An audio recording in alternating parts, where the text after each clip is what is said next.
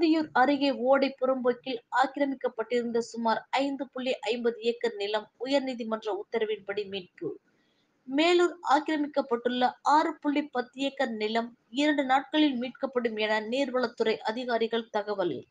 ஈரோடு மாவட்டம் அந்தியூர் அருகே செலம்பூர் அம்மன் கோவில் வனப்பகுதியில் இருந்து எண்ணமங்கலம் ஏரி வரை வழுக்குப்பாறை பள்ளம் மற்றும் சின்ன வழுக்குப்பாறை பள்ளம் ஆகிய 2 ஓடை பகுதியில் சுமார் 5.5 கிலோமீட்டர் தூரத்திற்கு ஓடை மற்றும் ஓடையை ஒட்டியுள்ள பகுதிகளை அங்குள்ள விவசாயிகள் சிலர் ஆக்கிரமிப்பு செய்து உள்ளதாக, அதனை மீட்க வேண்டும் என கனகராஜ் என்பவர் சென்னை உயர்நீதிமன்றத்தில் வழக்கு தொடர்ந்திருந்தார்.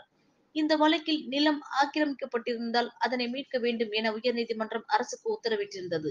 இந்த நிலையில் வருவாய்த்துறையினர் அப்பகுதியில் அளவீடு செய்ததில் சுமார் 11.60 ஏக்கர் ஓடை மற்றும் ஓடை அருகே உள்ள அரசுக்கு சொந்தமான நிலங்கள் ஆக்கிரமிக்கப்பட்டிருந்தது கண்டுபிடிக்கப்பட்டது.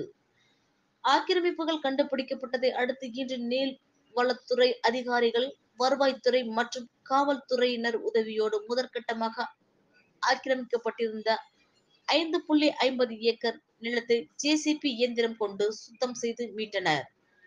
தொடர்ந்து மீதமுள்ள ஆக்கிரமிக்கப்பட்ட நிலங்கள் நாளை மற்றும் நாளை மறுதினம் மீட்கப்பட உள்ளன.